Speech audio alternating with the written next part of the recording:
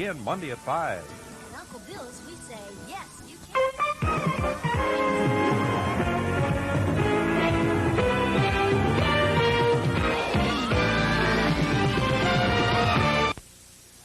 Now, you know, I used to do half-hour shows all the time, you see. And this show tonight, of course, is a special. That is, they call it a special. It's not a special at all. It's an hour show. They always make a big thing. It's all it is 2 half hours put together. It's not a special. To me, a special is when coffee goes from 85 cents to 74. And one letter to Jack Benny, sent with affection and gratitude for the many wonderful moments he gave us all. Hosted by 3 of Jack's dearest friends, George Burns, Bob Hope, and Johnny Carson.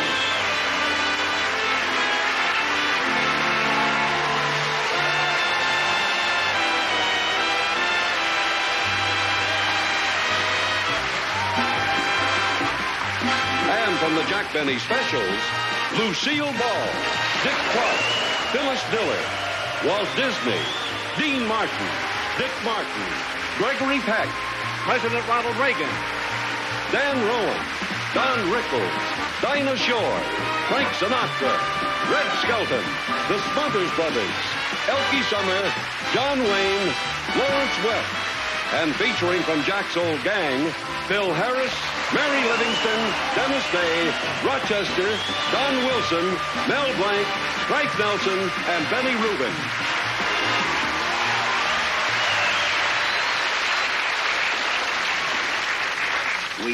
We appreciate that. But tonight, the applause is for Jack. This won't be a eulogy. We did that years ago. Now it's time to look back at Jack Benny, the performer. The comedian who made us laugh through a depression, 2 wars, and 3 Indian uprisings. You know, with Jack, it looked easy, but you don't sustain a career for 65 years by just saying, well, and now cut that out. That only accounts for about 30 years of it. So in the next 2 hours, we're going to be talking a lot about Jack Benny and be watching loads of hilarious clips from those wonderful specials he did. We're really looking forward to it because there's no one we love more than Jack, no one we admired more. And no one would be doing so many straight lines about. Okay, so what about the comedy of Jack Benny? When you hear those 2 words, Jack Benny, the first thing you think of is cheap. And the second thing you think of is cheap. Jack wasn't just cheap. He was the cheapest. That's because Jack knew that extremes are funny. Having a safe in your house isn't funny. But an underground vault with squeaky iron doors and a moat full of hungry alligators, that's funny. Driving a 10-year-old car, not funny. But a Maxwell with petunias growing through the hood, funny. And Jack's eyes, they weren't just blue. They had to be bluer than the thumbs of a cross-eyed carpenter or the thumb of an Eskimo hitchhiker. I love that one. You'd love it better if you could say it. Over the years, Jack established that... You don't like my timing? Over the years, Jack established that stingy character so solidly that any reference to it was good for a laugh. And the references were frequent. Take you, Jack. Did you have complete communication with your parents? Well, come to think of it, there was a lack of communication between my parents and me. Not that I didn't love them, you know. It was a toll call. I seem to recall that when Disneyland first opened, I gave you a 14-karat solid gold pass, lifetime pass to Disneyland. Yes, you did give me a solid gold pass. Well, where is it? Here, I had it rounded down.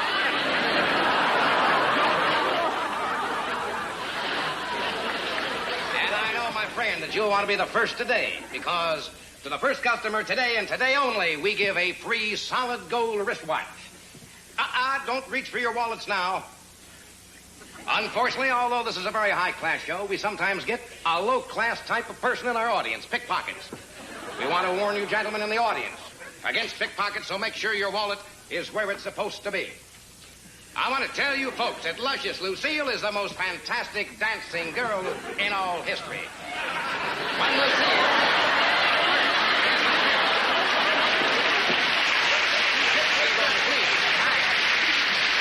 Lily St. Cyr burst her bubble, and Sally Rand grabbed her fans and flew back to Capistrano.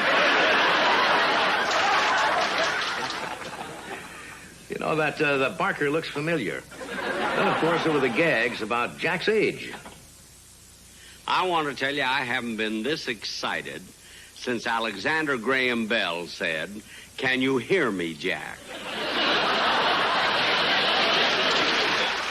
You see, we call you Mr. Benning, both my brother and myself, out of respect.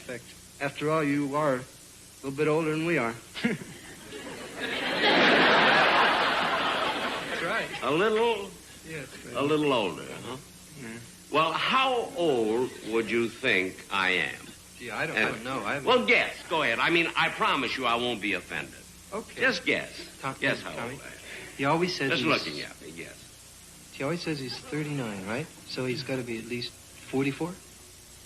Well, at least he couldn't be 44 because he wasn't in the last war, was he? Well, maybe he was a coward. Could be something else. Something else? Yeah, did you ever notice the way he walks?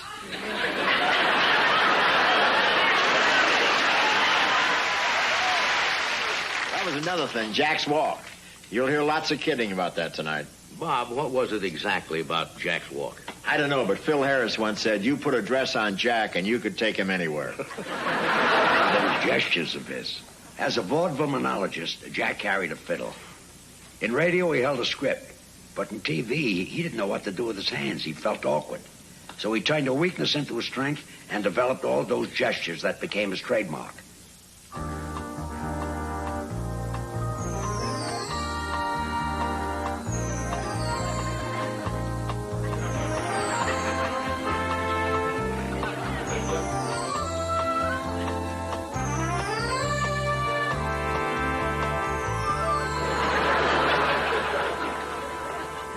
That one was to pinch color into his cheeks. And then, of course, there was the way he had of turning and looking out to the audience like a wounded deer.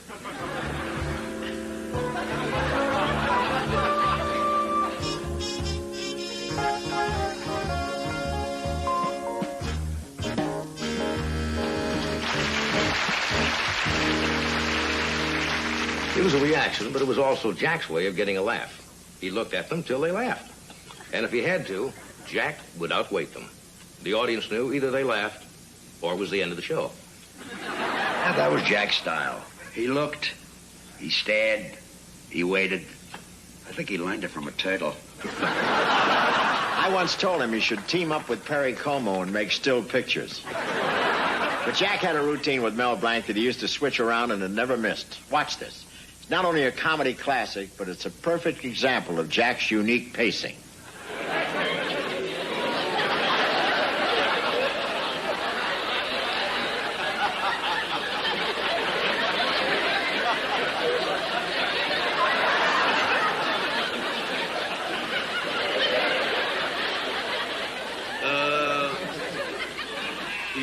You are the Tijuana Strings? Si. Then I take it you're all from Tijuana, huh? Si. Am I right in assuming that you are their leader? Si. What's your name? Si.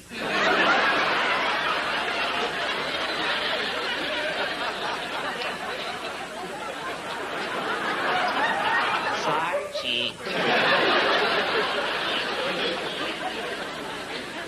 Tijuana Strings, that seems awfully close to the Tijuana Brass. I mean, didn't they ever object to it? Si. Well, what do they do? Su.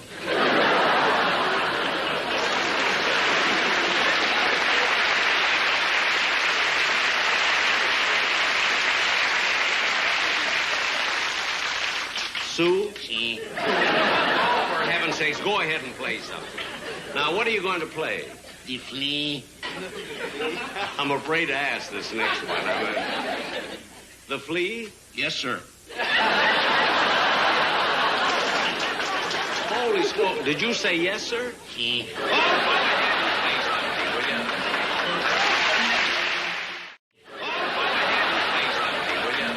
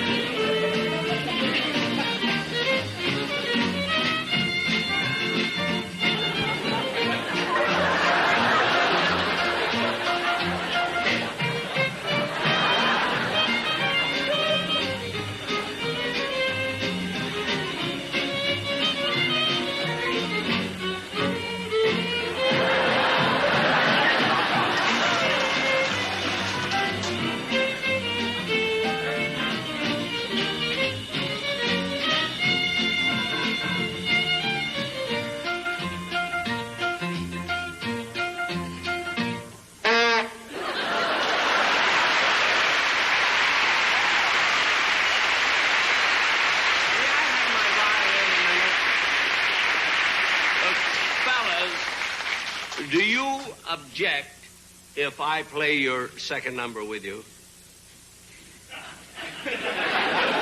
Well, look, this is my dumb show, and I'm going to do it. Now, we'll start at the count of 3. 3. C. Now, follow me. And I want to play this real fast. You know, mucho largo.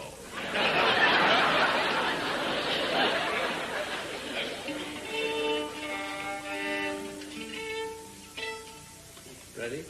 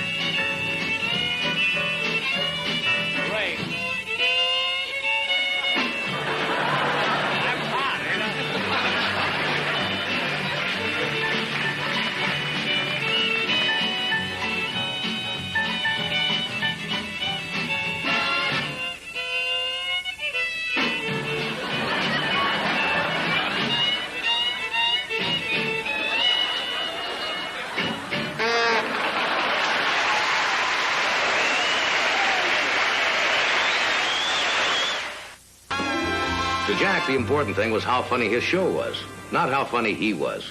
He never counted his own laughs. And I suspect that quality alone goes a long way toward accounting for the longevity of his career. One season on his opening radio show, Jack let us cast through the entire half hour without him. He just came on for the last line. I couldn't do that.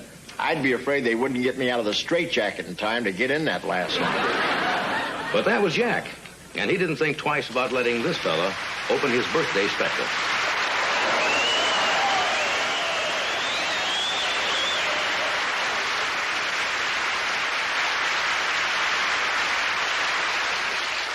Thank you, thank you. I'm Jack Benny, and I welcome you to my special. I'm so glad you tuned in, because on tonight's show, I'm celebrating my birthday. And we'll get started in just a minute. Now, do you believe that? Jack not only let Lawrence Welk open the show, but he gave him his voice, too. And then during his monologue, he called Welk out again. I'll tell you, I can't get over how great you did that impersonation of me. Why, Jack, I do a lot of impersonations. You do a lot of impersonations? Certainly. Get a load of this, Edward G. Robinson. Edward G. Robinson, huh? Now, look, you guys, you keep muscling in on my territory, and I'm gonna let you have it, see?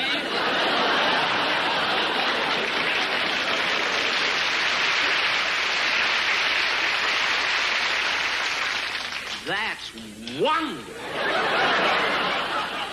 Wow, that was great. Anybody else? I can also do Cary Grant. You can do Cary Grant? Let's hear it. Judy, Judy, Judy.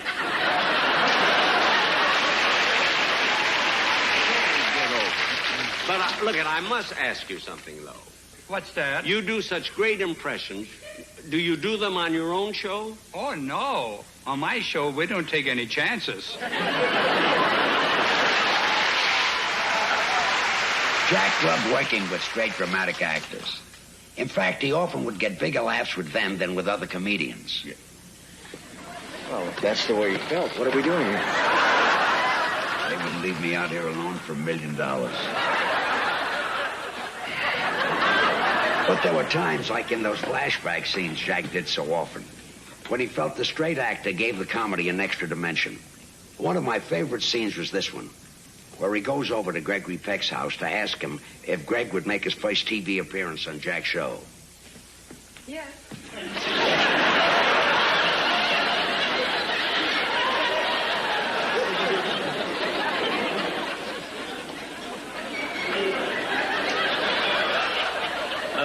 I'm Jack Benny. Mr. Peck is expecting me.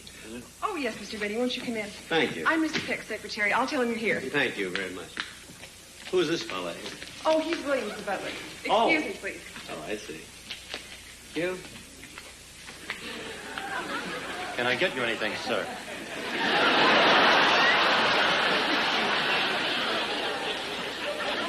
Well, it's a little early for dinner. I meant to drink. Oh, to drink? No. Martini? No, thank you. Scotch? No. A glass of milk? Milk? Yes, with a dash of nutmeg.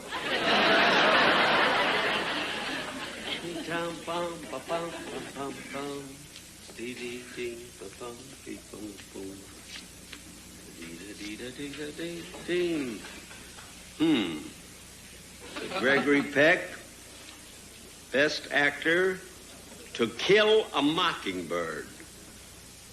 Geez, I don't remember that one. I gotta watch more television.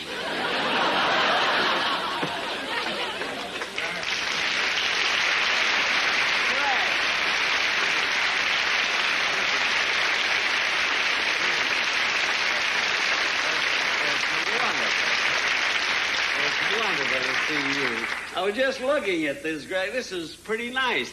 I didn't know you had one of these, too. Oh, well, do you have one, Jack? No, but I was at Rod Steiger's house, and he has one. Well, Jack, come over here and sit down. I'm sorry I kept you waiting. It's all right. Phone just won't stop ringing.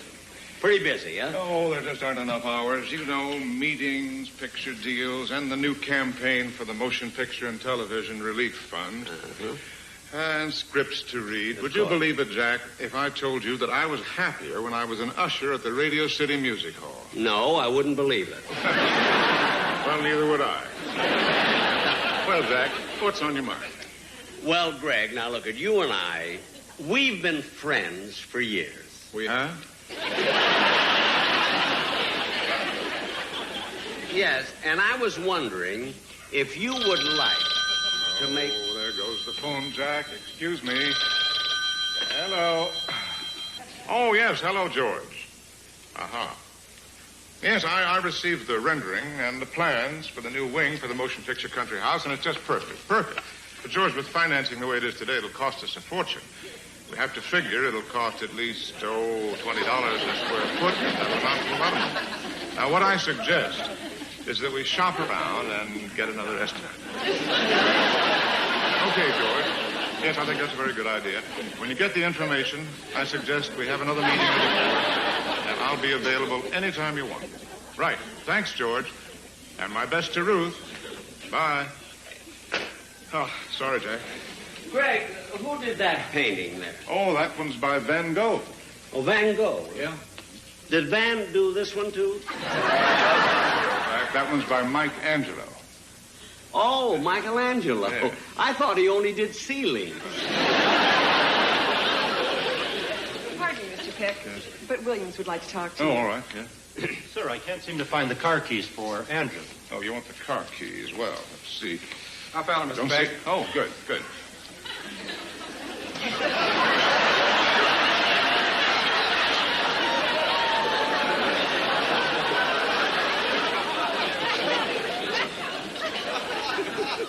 feel like I'm in the Valley of the Giants.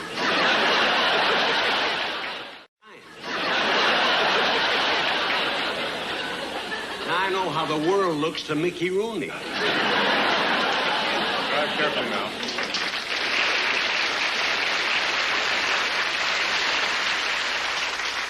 What kind of a car do you drive? A Volkswagen. Now, Jack. Volkswagen. Where were we, Jack? Sit down.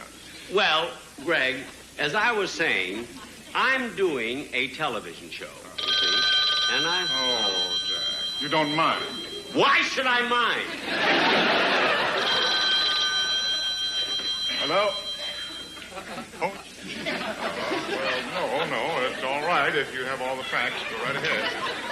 Uh-huh. I see. Yes, that's with Faraday in the deal. Yes, and without him,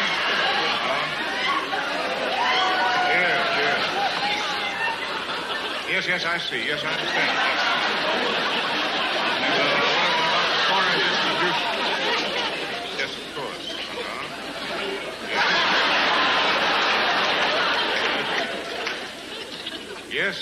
Yes, I follow that. Now, exactly what is each person's function? I see. Yes. Well, all right, Lou. I'll tell you what. I'll talk to my accountant about it. I'll get back. All right.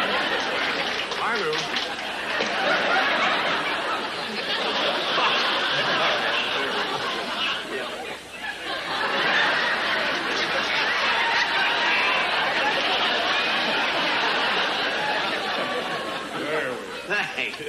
Thanks. Well, terribly sorry. Oh, Hilda, would you hold all the phone calls until I notify you, please? Yes, Hilda, hold the phone. Now, look, Greg, there's no sense of our beating around the bush. You see, the reason I'm here is because, I don't even know how to start this. Really, I want to ask you if you would appear as a guest on my television show. Oh, well, Jack, I'd be delighted to be on your show. Well, why not? Give me one good reason. The rehearsal is a sin. Jack. It's better than pictures. Jack. And it's easier work. I said I would do it. I said I'd be delighted to be on your show. Gee.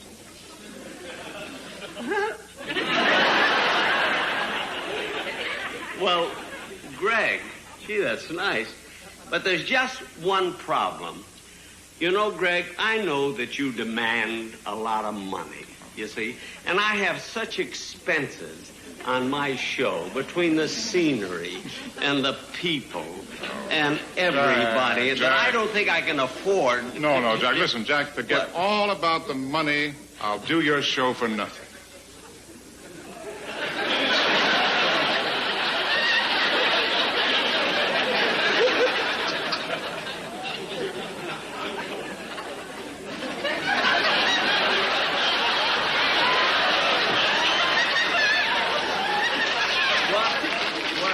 Jack, what did you say? I said I'll do your show for nothing.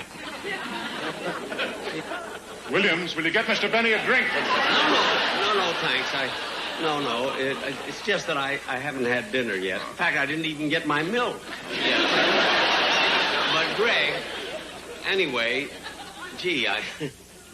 thanks so much. Not only being on my show, but to come on for nothing. I don't know what to say. Oh, Jack, I'm thanks, delighted. Greg. Thanks. Thanks very, very much. Quite all right. Thanks, Greg. I'll look forward to it. Right.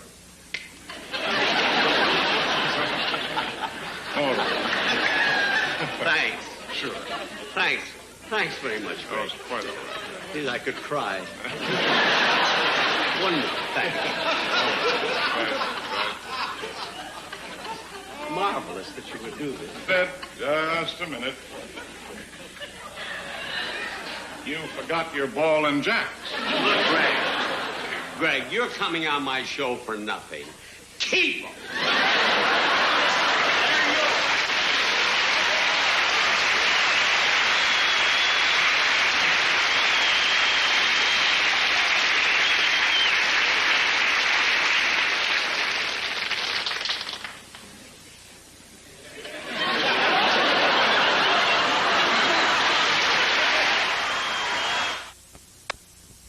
A Love Letter to Jack Benny will return in a moment.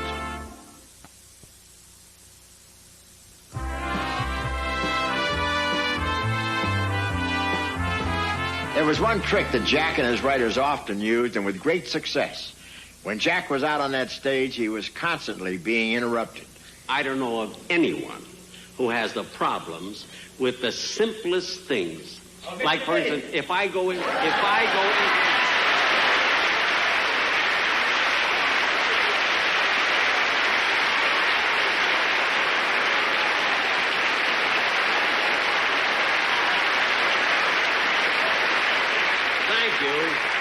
That's a telegram for you. Yes, well, thank you, but why didn't you...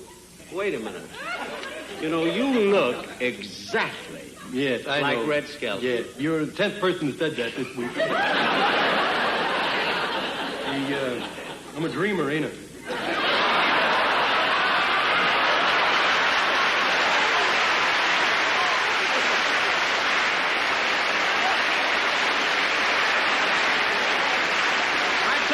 I don't have many lines, but I make the most of them.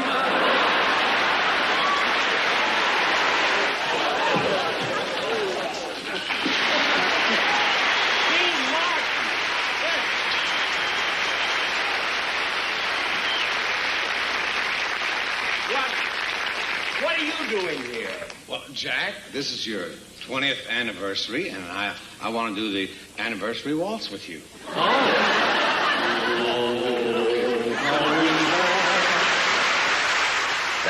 That Dean dance is close. He has to. It holds him up. Sometimes they interrupted Jack in the middle of a joke. So the first drunk said, a poodle. So the other drunk said, this'll kill you. The other drunk said, look it, if I...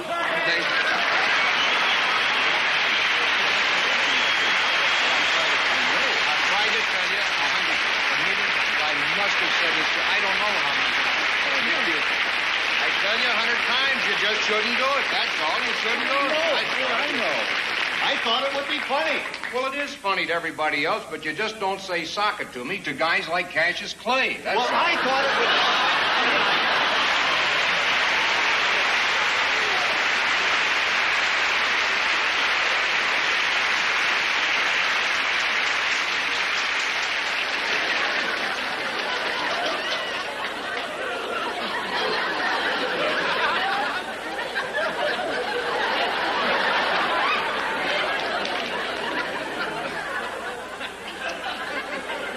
So this other drunk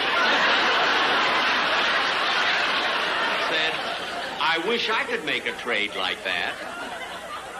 That's the end of the joke. Sometimes the interruptions came from the audience. Stop it! Hey, wait a minute! Wait a minute!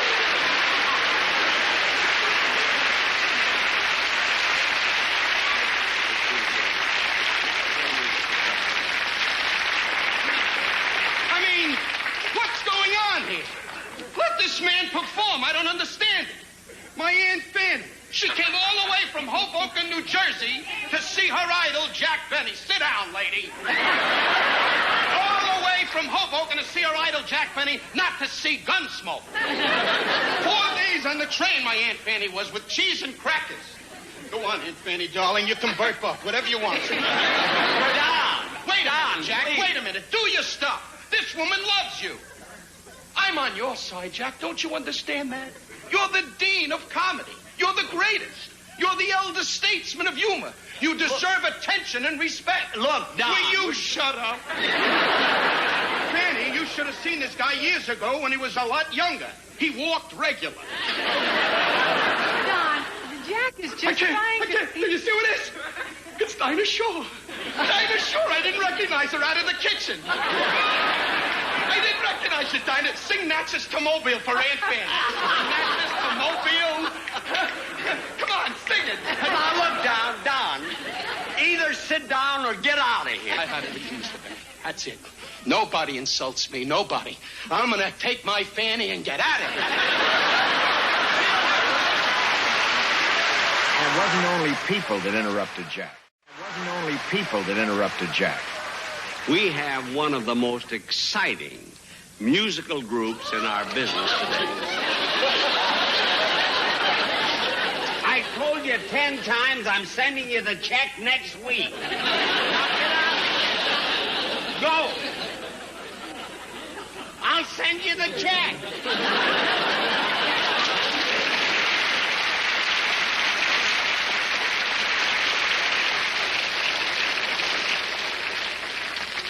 He drives me nuts.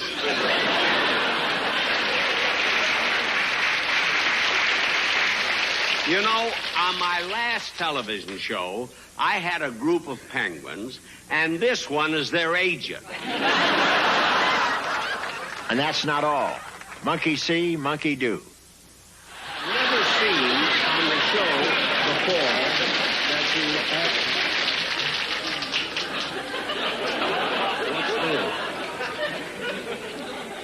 What's this? Let's see. It says, farewell, Jack. Wait a minute, fellas, come here.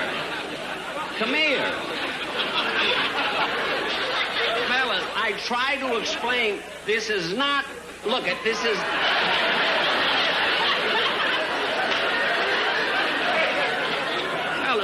Fellas. I'm trying to explain, look at, this is not, listen to me. This is not my farewell appearance.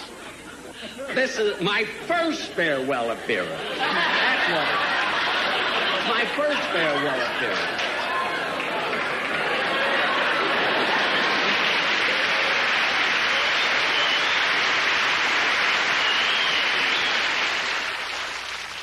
Believe me, poor Jack had trouble with everyone on that show. We all thought it was his farewell special. I remember I came out at the beginning and praised Jack to the skies. Told him that he'd been my idol since I was a kid, how I tried to emulate his styles, his moves, how I'd even tried to copy the way he walked, and how that was the only time I was ever arrested. But then I guess I got a little choked up. Now that Jack Benny is doing his final farewell show, I feel a personal sense of loss, a kind of emptiness, if you will, and I don't really know how to explain it from the...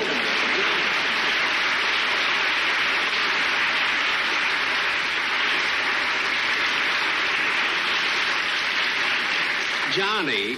Yes, Jack? What are you doing? I mean, what are you talking about? I mean, why are you crying? Jack, I'm just honest. I can't help but the thought of you doing your farewell show. It's not a farewell show.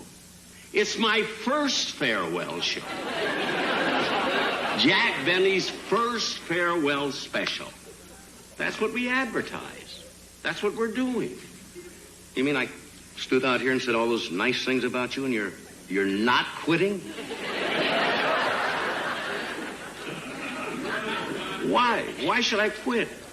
Next time I'll do a second farewell show, then a third. I may do a whole series of farewells. But Jack, look, I thought you were stepping aside for someone younger. Like who? Anybody. Look, Jack, now, what? I want to ask you something. Yeah. If you're not quitting, why am I here working for free? Why am I working for nothing tonight? Because I'm your idol. That's why. And I'm your friend. Who got you out of jail when you were arrested for walking like me? Now, cut that out! Gee whiz. Look, Johnny. Yes. The title of the show is in all the ads. Plain as day. If you can't read, that's your problem. Well, you told me. It's called Jack Benny's first farewell special. The mind is the first to go. No. Now, why would I say the mind's the first thing to go? It could be another part of the anatomy. Believe it or not, this went out on the air just as you're actually seeing it. But I had done the pants bit the day before in rehearsal, you know, to get a laugh out of the crew. And without telling me, those sneaks taped it and put it into the show. And I'll tell you something else, waiter. I'm not coming to your party Saturday night, either. You weren't invited. How did he find out?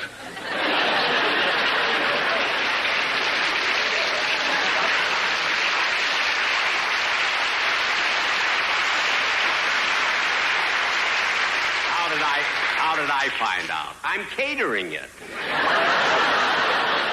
Try to be a nice guy. You know, he doesn't realize what a tough time I had finding that out. I think you shot it and stuck it.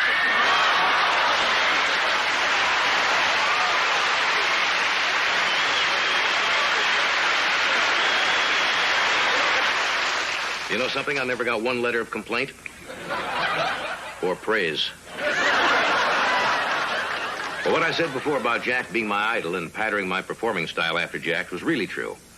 And Jack's writers use this as the basis of a very funny sketch in which Jack played the owner of the Kobelsky Carnival Troupe. Lucille Ball played his wife, and I played, well, you'll see. Now the whole troupe sleeps in this trailer, and they're now in Corn Creek, New Mexico. Kobelsky has just gotten everyone up and out to work. Oh, look, Tonto's still asleep. Hey, Tonto! Tonto, wake up! Go to work! All right, don't rush me. I'll go to work.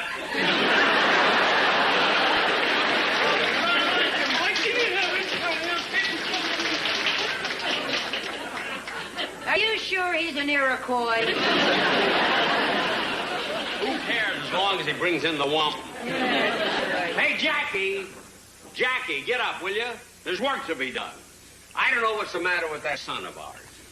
He just doesn't have carnival in his blood.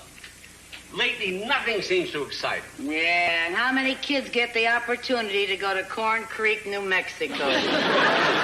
Hey, do you think he's got a girlfriend? Are you kidding? Girls cost money. His idea of a good time is sitting around licking trading stamps. Boy, is he cheap. I can't understand who he takes after. Hey, where is that boy? Jackie!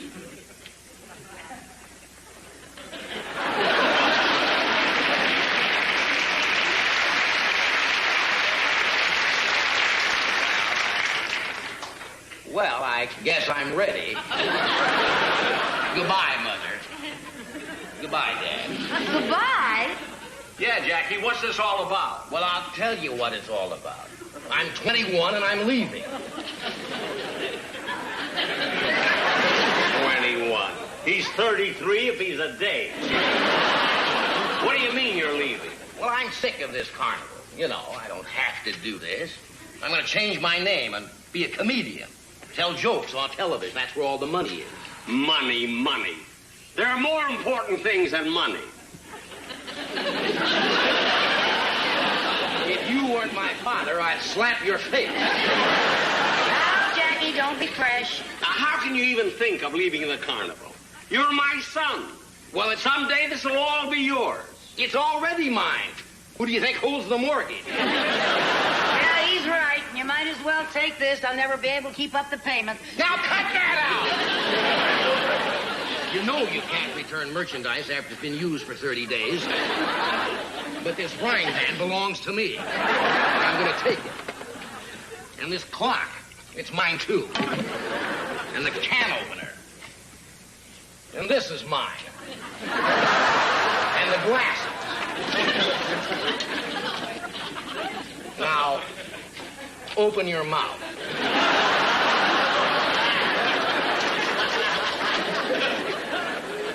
I will not. How do you like that? We raised a human claw machine. You know, you ought to be ashamed of yourself. In all my life, I've never seen such an ingrate. You are, without a doubt, the stingiest, cheapest guy that has ever walked this earth. Well! And I'll tell you something. You're making a mistake, son, going out there. You know, to leave me at this carnival? There are millions of comedians. But I'm not just a comedian. I can also get him with this. With a load of this, blue eyes.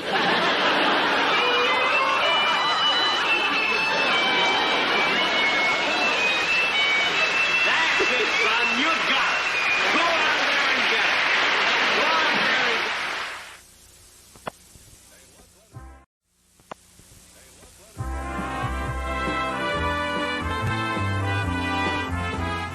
I always had fun doing sketches with Jack. Here's some highlights from one we did. It was sort of a Mary Poppins version of a typical earthy Italian movie. Jack played the husband, Rossano, whose wife is leaving him and the kids for a 3-month vacation. But the Papa, who's going to take care of us? Don't worry. Yesterday, your mama, she's a call agency. They're going to send over a governess. That's right. Now, Rossano, take the bambinos out of here while I finish packing. All right, come on, baby. It's hard to believe he followed an organ grinder around for 3 weeks learning that accent. Who's that? Oh, it's me, Marcello.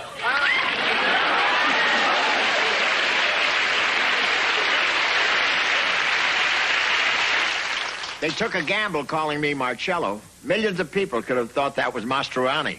Well, I was the chauffeur, and this was one of my duties. Marcello. I'm going to miss you. I don't know how I'm going to get along without you for 3 whole months. I love you. Wherever I work, it's the same thing. Please, you mash my mustache. Marcello, what's come over you? The first 3 years, you were such a nice chauffeur. All the time you used to hold me and hug me and kiss me. Things were so different. Well, I had to do something. You didn't have a car. Ordinarily, I like doing this sort of scene with Sophia Loren, but Jack thought I should do it with this lady. So did Sophia Loren. Anyway, I drove her to the airport, and the governess arrived. Funny there. There's nobody there.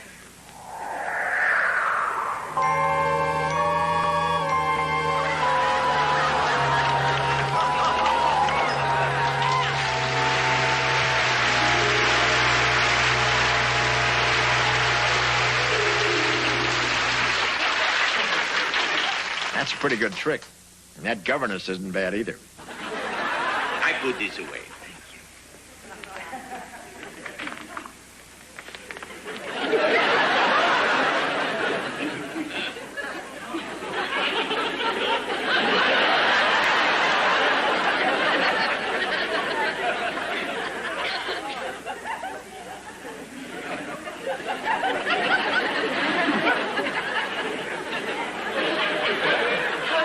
Say your wife was going to be away? Only 3 more. Rossano was so excited he ran out to buy pasta for 2.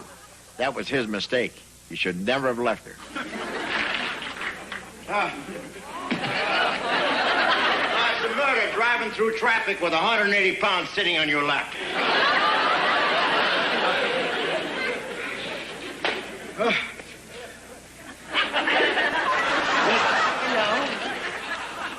Who are you?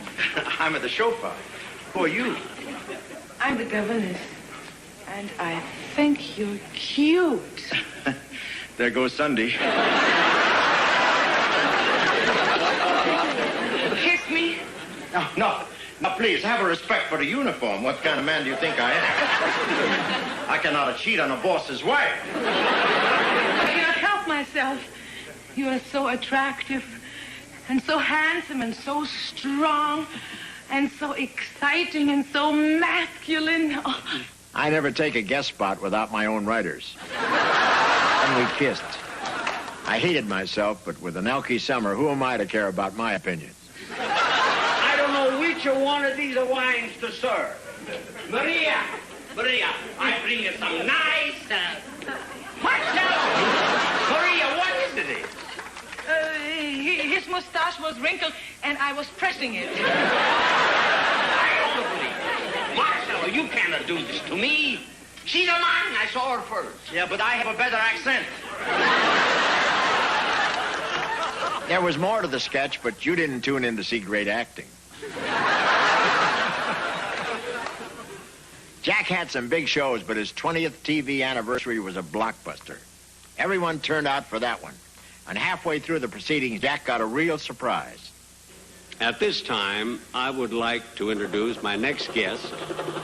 This great artist has all... What is that? Hey, fellas, what's that noise? It's a helicopter. It's coming this way. A helicopter? In here?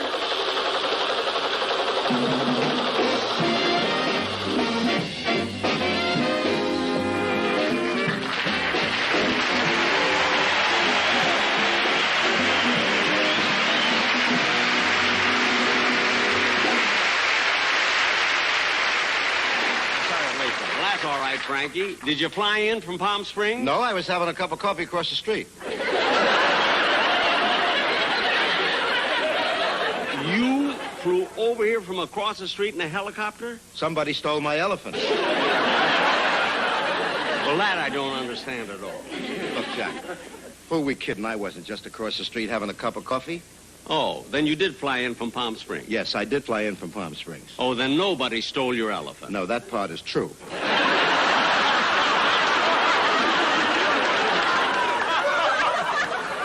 Now, what are you going to sing, Frankie? Well, I thought I'd just ad-lib something for about... Ad-lib? Ad-lib, yeah. That's from the Latin. I know. Cesar Romero told me. Go ahead, sing, Dennis. Frank.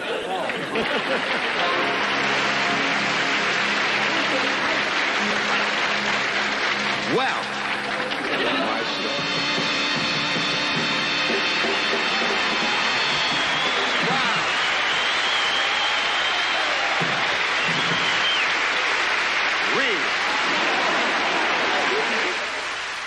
Frank was great.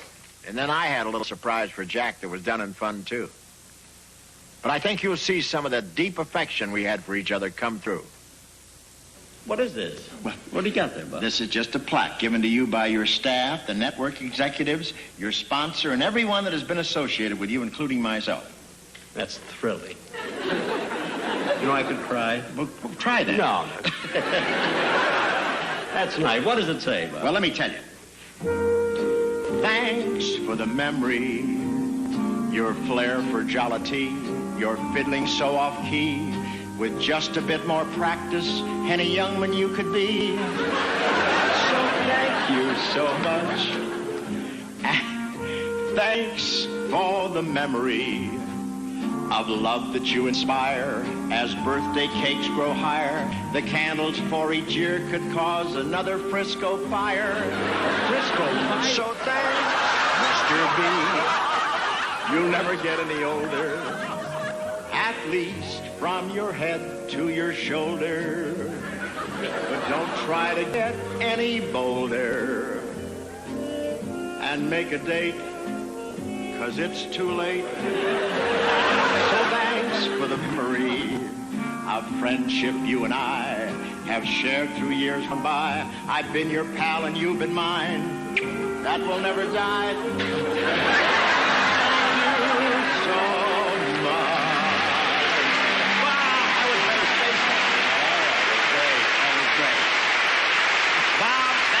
Just great. Hey, Art. Hey, thank you. Sure. Thank you. Now, Bob, I'd like to sing something for you. All right. Can it be the plaque that set you back at least $1.50? Oh, no, it is the plaque.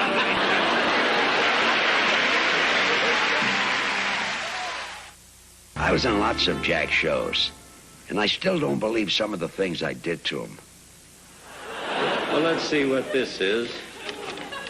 Oh, this is a telegram from my closest friend, George Burns. It says, Dear Jack, this is a talking telegram. Hold it up to your ear and listen carefully. Talking telegram? Never heard of such a thing. Really?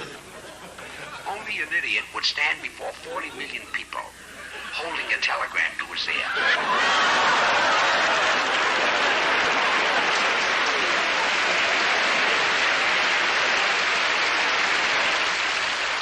Look, if everyone else could drive him nuts, why shouldn't his closest friend? I shouldn't have done that. I'm ashamed of myself. But Jack got even with me. How he talked me into this one, I'll never know. Why shouldn't his closest friend? I shouldn't have done that. I'm ashamed of myself. But Jack got even with me. How he talked me into this one, I'll never know.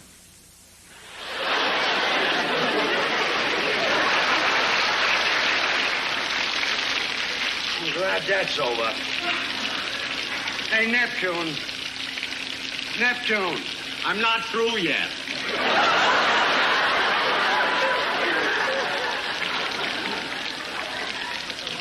Are you through? Almost. I guess when your plumbing gets old, you keep going.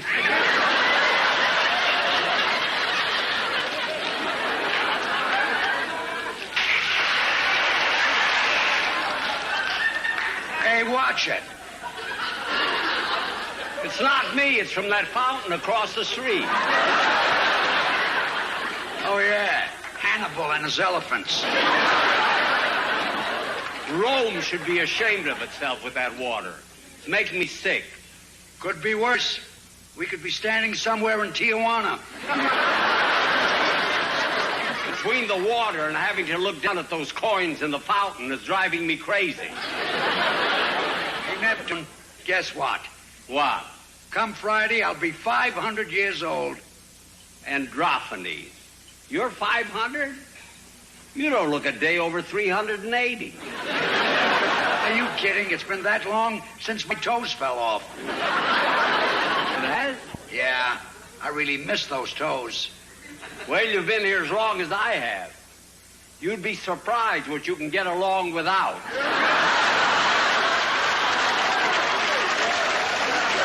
I hear that Hercules over there just lost his nose. Lucky him. It's boring standing like that. So after a while, Androphanes started to sing, and Neptune couldn't take it. Don't go hunting possums. Oh, honeymoon, shine on in June. Oh, hear me croon this lovely tune. Trees and bees are sighing, crying it. Lovey, let me like red rose light. Oh, honey bee, be sweet to me. My heart is free. Here's the key. Lock up your garden gate, honey. I know you'll wait under the rambling rose tree. Pick a pepper for your papa's pride. Beg a burning blossom for your blushing bride. Rock me like a flower. Cuddle me.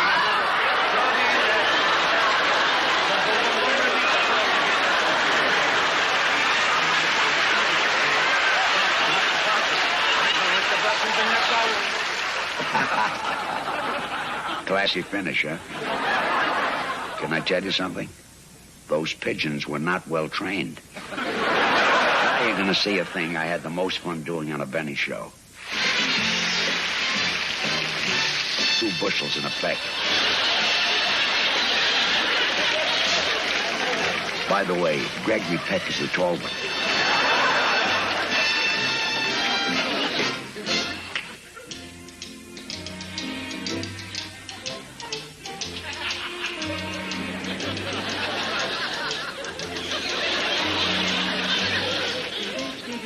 Honey, my heart will pine for you when the toilet day is through. Every little star drinking from afar will be shining just for you. My honey, each breeze will sigh for you. Birds be singing for you too. I will hum and hum a tune every morning, night and noon. Oh, my honey, I will long for you.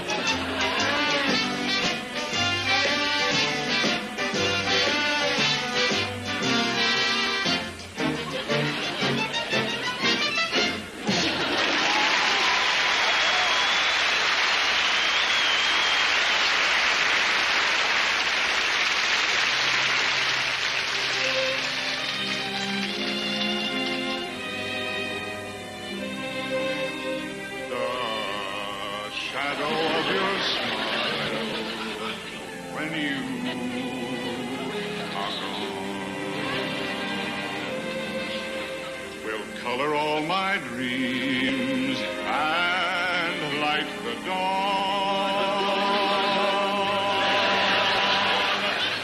Look into my eyes, my love, and see all the lovely things to me. A wistful little star was far too high. A teardrop kissed your lips, and so did I.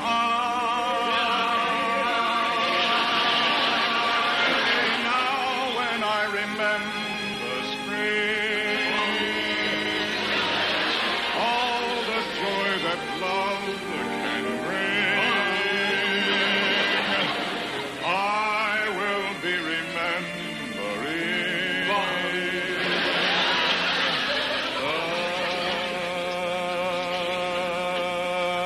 the shadow of your.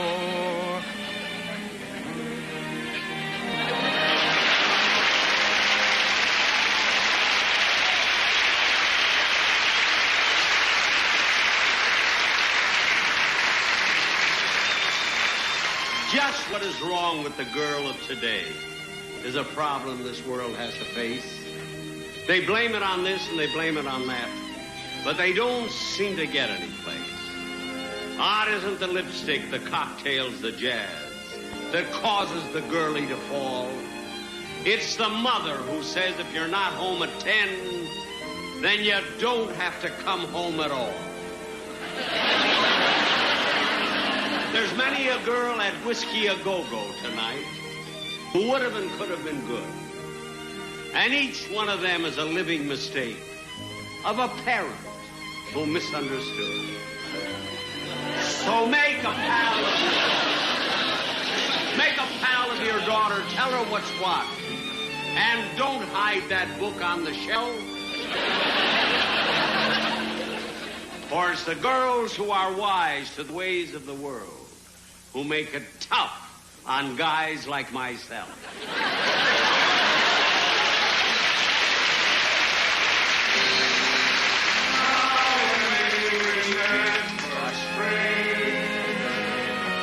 All the joy that love can bring, we will be remembering.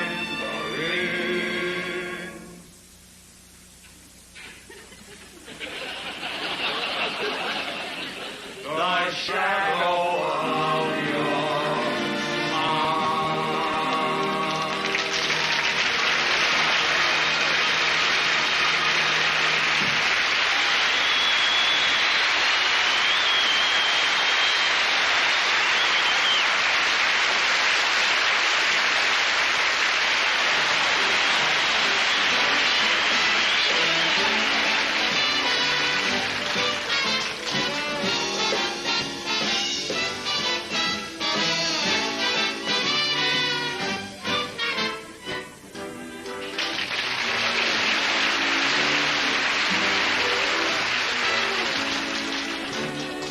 It's hard to believe. I was 94 years old then.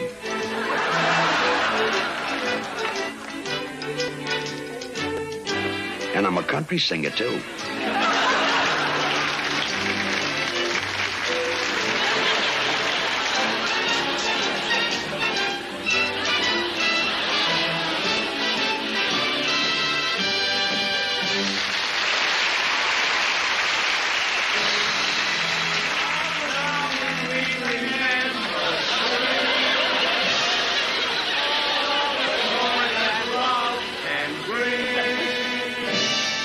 We will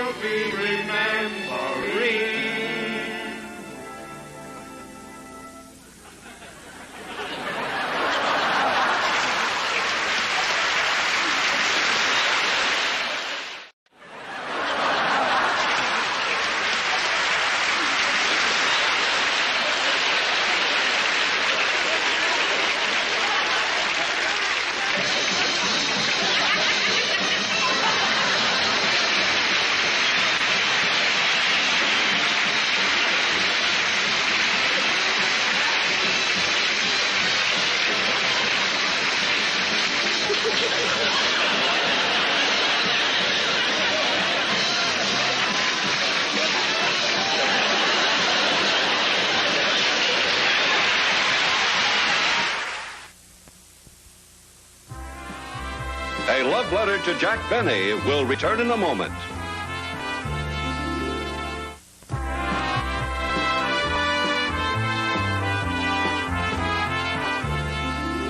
Back in 1931, Jack came on an Ed Sullivan radio show with this opening line. Hello, folks, this is Jack Benny. There'll be a short pause while everyone says, who cares? Well, somebody must have cared because in a few weeks, Jack had his own show. And before long, 30 million of us were switching on sets like this one every Sunday to hear... Hello again, this is Jack Benny talking. There were some pretty big radio hits in those days. Modesty prevents me from mentioning one. But Jack was... We were all in the top 10. We had to be. There were only 8 shows. And that's counting Phil Spatone. But Jack became a national habit with dialogue like this. I envy you that trip to Honolulu. Are you going to stay there all summer? I'd like to, Don, but I have to be back by the end of July to start my new picture. Oh, that's right. That's the one you're going to make with Fred Allen, isn't it? That's what Paramount thought, but I straightened that out. In the first place, how would they ever photograph that face of his? What's the matter with his face? I could talk for an hour on that. Why, do you know, Don, when we were in New York last month, the bags under Allen's eyes looked at Phil Harris's and said, my son, my son.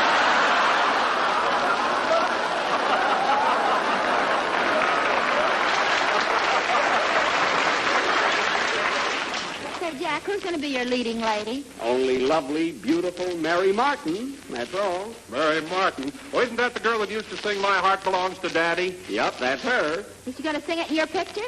I don't know. It's a kind of an old song. Well, you're an old daddy. Revive it. Oh, quiet. Have you ever been to Honolulu, Phil? No, but I sure wish I could go. Oh, boy, how I'd like to sit on the beach in the moonlight with a couple of those cute little papayas in my arms.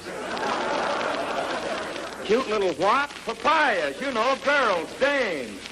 Papayas? Sure. Don't you speak Honolulian?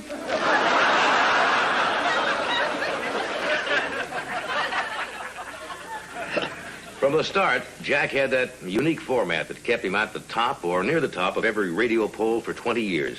And what a cast. Mary Livingston, Don Wilson, Phil Harris, Dennis Day, Rochester. Who else had that kind of talent on the show? And that was Jack's first team. How about all those other great characters like Mr. Kitzel and that racetrack tout?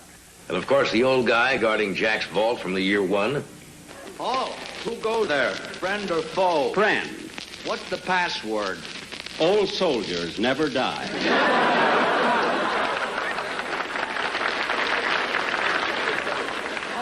Oh, it's you, General Benny.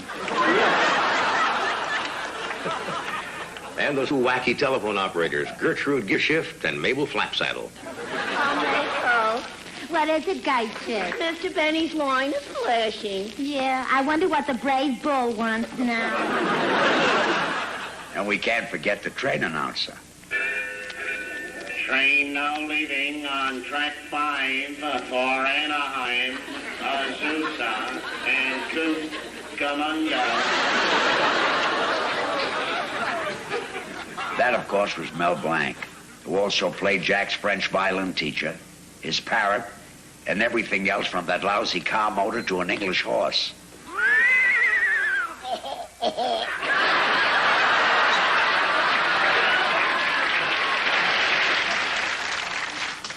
In 1950, Jack went into television, and he had mixed feelings about it.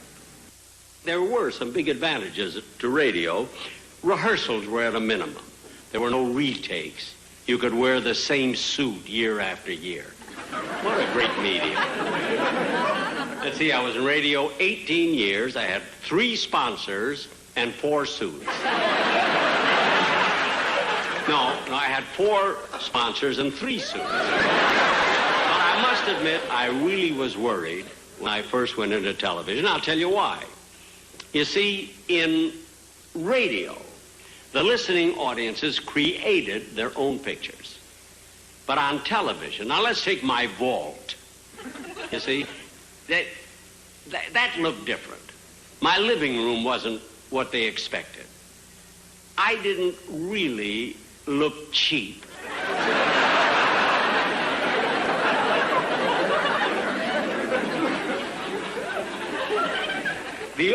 only true picture was Phil Harris. Who else would lead an orchestra lying face down? On television, Jack had to lean more on himself and his guests, and the old gang appeared less frequently. But they did show up from time to time, like in this scene at the airport. Listen, I want you to check these bags and make sure they're not overweight. Overweight? Yes, you see, you have to be very careful, because when they're overweight, they charge you extra.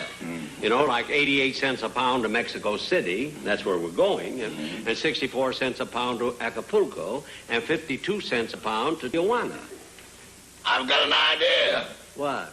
You go to Mexico City and send your clothes to Tijuana. This was a Rochester who had recovered from a stroke, but never did regain that great delivery of his. Jack knew it, but he never let Rochester know that he knew it. He continued using him whenever he could. There were other familiar faces at the airport. Peggy! Peggy, here I am! Over here! Peggy! Hey!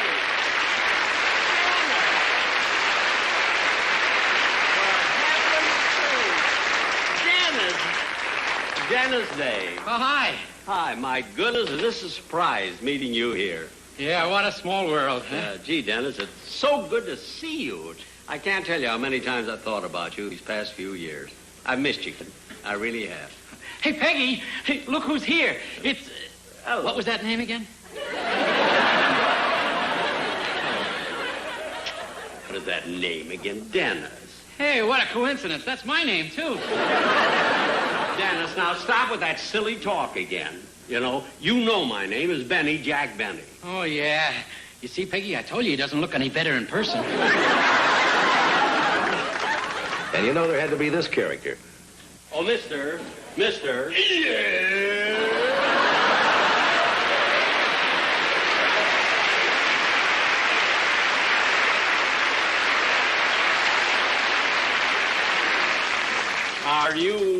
Are you the ticket clerk? No, I'm a 747 with a mustache.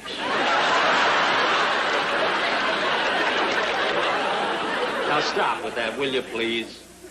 I remember you. Listen, I want my ticket validated. Here. Well, Mexico City. What are we running away from this time? I'm not running away from anything. Just validate my ticket. There. Thanks. Hey, wait a minute. I gave you a round-trip ticket. You didn't give me the return here. Well, you can't blame me for trying. Frank Nelson, what a riot. And good old Donzie. For a big occasion, who else but Don Wilson to give Jack a proper introduction? Ladies and gentlemen, I'm Don Wilson, and I'd like to say what a great personal thrill it is for me to have the honor of introducing the star of our show tonight on his 20th television anniversary. Now, as most of you know, I had the privilege of working with Jack since 1934, first in radio and then on television until he concluded his weekly series. Since then, of course, Jack is kept busy with specials, concerts, nightclubs, and personal appearances. And you want to know something? Not once did I ever hear from him.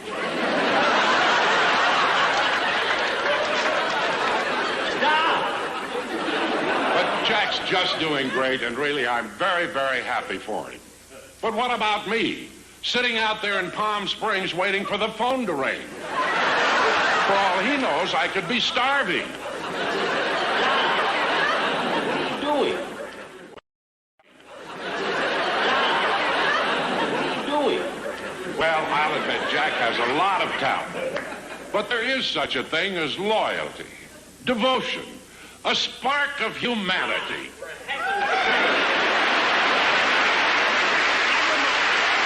Please, forget it.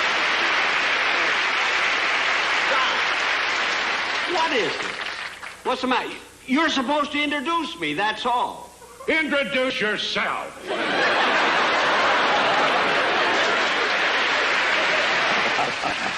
Of the old radio gang, the only one missing was Mary. Jack begged her to come on, but all those cameras made her nervous. Really? I thought she just didn't dig working for scale. Oh, that too. Anyway, one time Jack tricked her. While the show was going on, he called her at home. Hello. Mary, who were you just talking to? Nobody. I told you 1,000 times for $2 more we could have a private line.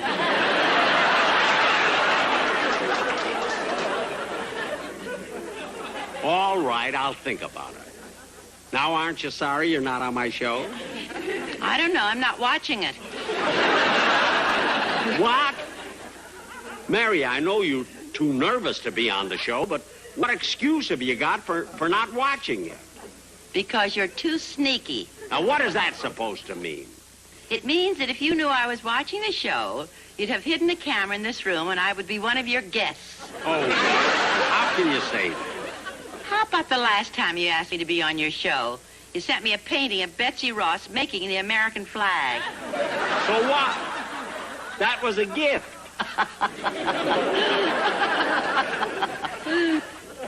What are you laughing at? Some gift. Betsy had a camera hidden to the flag.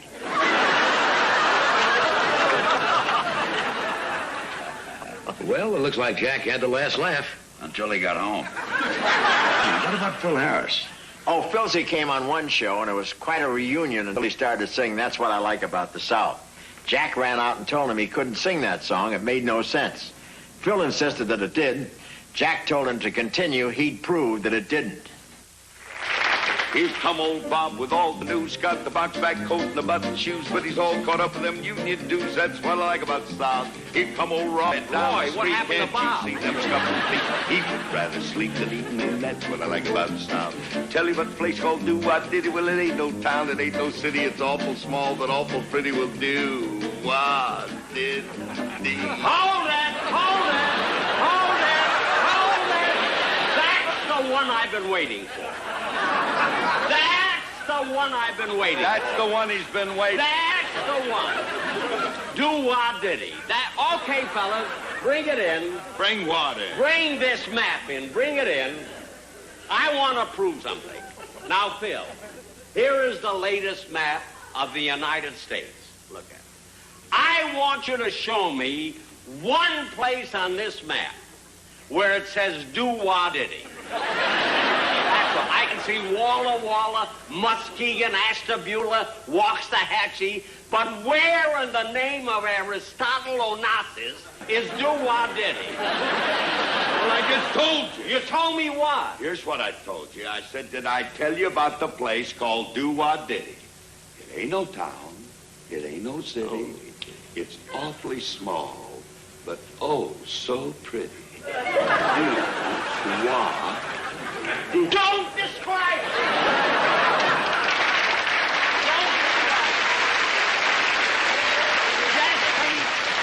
Where is it? What is it? Is it a real place? Look, What is it? What are you talking about? Do you think I'm nuts? When I'm telling you stuff like this, it's not a fig leaf of my imagination. That's Figment. Oh. Get this thing out of here. Just answer me one thing. You're lousing my song. Listen, I don't care. I want you to That's all answer I me know. one thing. What? If Do-Wah-Diddy ain't no town and ain't no city, Yeah. what is it? Is it a hamlet? Is it a village? Is it a gas station? Is it a washing machine? What? I defy you to answer me. You know I love you when you get mad. You know the blood's almost up to your chin. Answer me one question. Where is Do-Wah-Diddy? Jackson, I can't tell you. Why not? Then Alice will know where I've been for the last 4 months.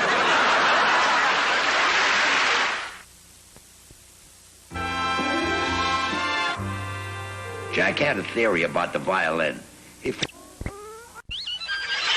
And that was his best. Imagine if he wasn't trying. Let's not overdo this. I've been spoiled by Henny Youngman. But you know, Jack really did love the violin. He joked about the one he played. It was a Strad. Joe Strad. So he'd say his great-grandfather handed it down to his grandfather, and his grandfather handed it down to his father, and his father sold it to him. But it was a very expensive instrument. I don't think Jack got a bigger charge out of anything he did than those benefit concerts he did in his later years with the Philharmonic orchestras all over the country. He actually loved playing with the Ormondys and the Stokowskis, and he raised millions. Yeah, the cheap $5 seats were up front. To sit in the back row, you paid $100. And for $200, you didn't have to come at all. When he played with the Israeli Philharmonic, they say that Moshe Dayan took the patch off his eye and put it over his ear. Well, his great friend Isaac Stern, the great concert artist, once said, when Jack Benny walks out in white tie and tails in front of those 90 musicians, he looks like the world's greatest violinist. It's a shame that he has to play. Funny line, huh? From time to time, Jack liked to do movie takeoffs. So when The Graduate was a big smash, he had to do his version of it. Naturally, Jack played the Dustin Hoffman part, and he looked very carefully to find just the right person for the Anne Bancroft role of Mrs. Robinson, the one who seduces Benjamin when he comes home from college.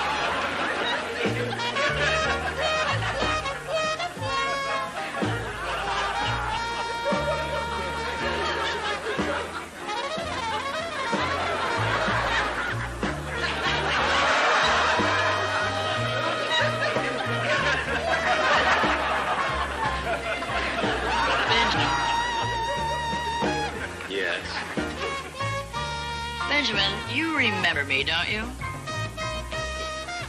Yes, Mrs. Robinson. Well, then why are you ignoring me like this? I'm thinking about my future. So am I. But I'm thinking about 5, 10 years from now. I'm thinking about tonight.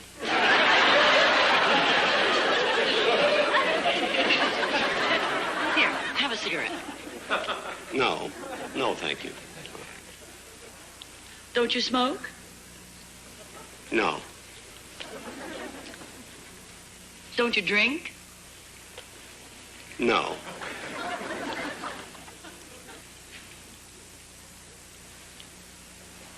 Well, I've been...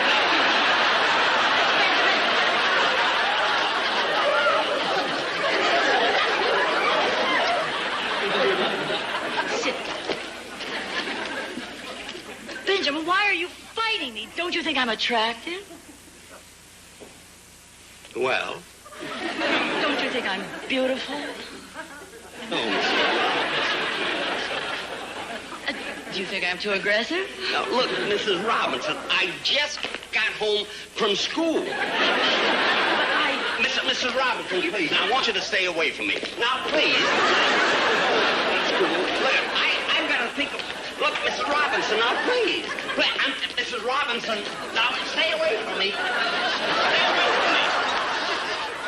Look at Mrs. Robinson, where is all of this leading to? To the Sycamore Hotel at 5th and Grand. Robinson! Jack was my best friend, but I'm not sure. But I think Dustin Hoffman did it a little better. Phyllis Diller, Anne Bancroft, a toss-up. That was The Graduate. In another of his shows, Jack did just the reverse. He played a wolf. Jack a wolf? I didn't know he was in Little Red Riding Hood. You see, I'm talking about a whole different Jack. Back in the days when he was a dashing Hollywood heartthrob. A Jack none of us ever knew. Including Mary. That was when Lucille Ball was getting her first chance as a Goldwyn girl. And one day, Jack met her on the movie set. As a Goldwyn girl. And one day, Jack met her on the movie set. You're cute. What's your name? Lucille Klutz. I mean Ball. Ball Klutz. Lucille Ball. That's what it is. I'm sure that's it. Well, permit me. Oh.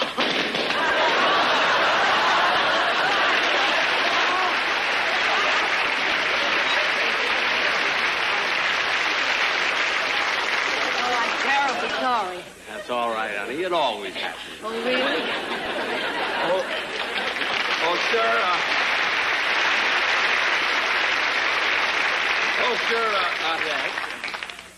I'm just a chorus boy on this picture, and I hate to interrupt. Well, then don't. It's all right. What can I do for you? Well, I'm a big admirer of yours, Mr. Benny, and it'd make my day if I could have your autograph. Well, certainly. What's your name, kid? Marion Michael Morrison.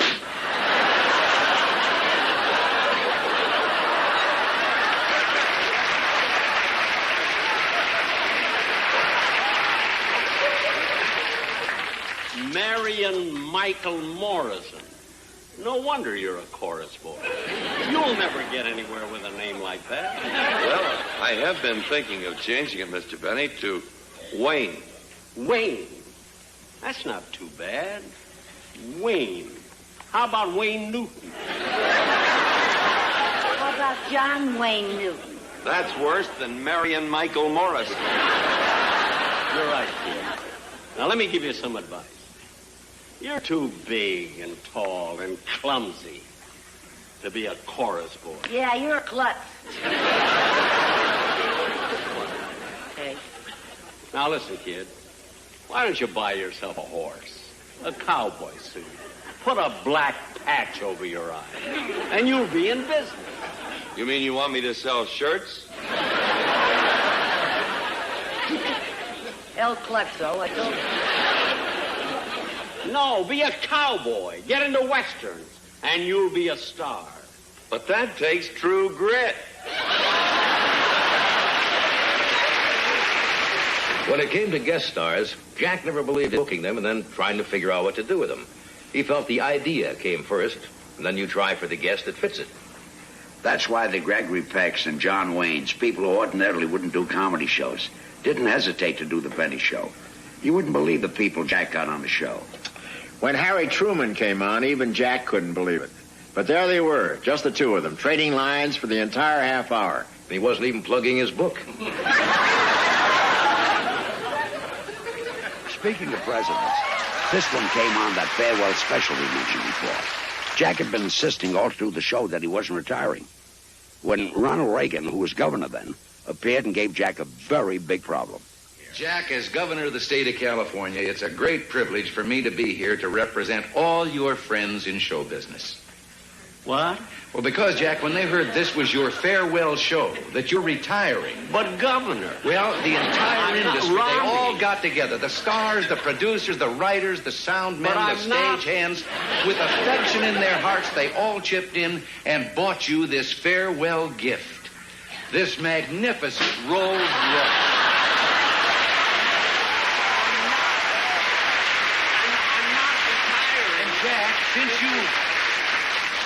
Jack, since you won't be working anymore, you'll have plenty of time to enjoy this specially built car with its many unique features. The telephone, the color TV set, the bar, the stereo, and your name, your initials set in diamonds on the door.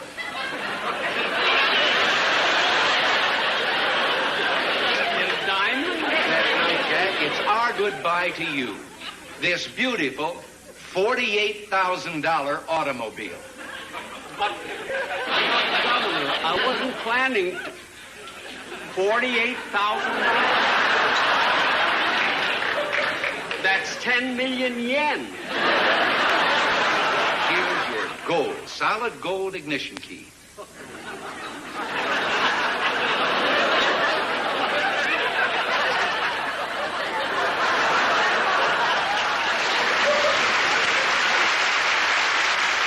Besides those you've seen tonight, here are some of the stars who appeared on Jack's TV shows through the years. Watch closely. You're going to see a lot of your favorites.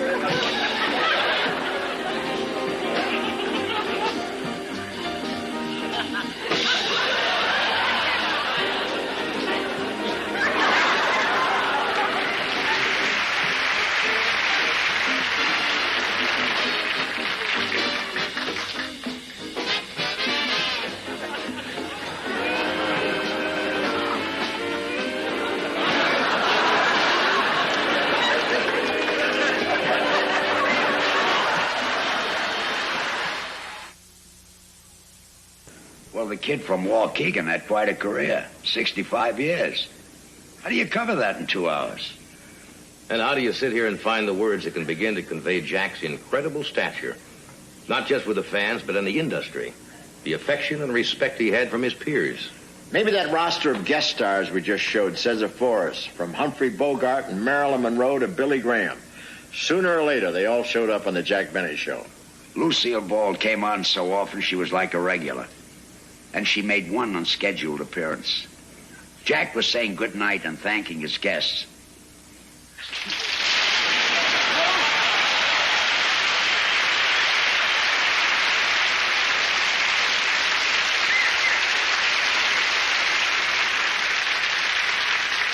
Lucy, what are you doing here? How dare you do a special without me?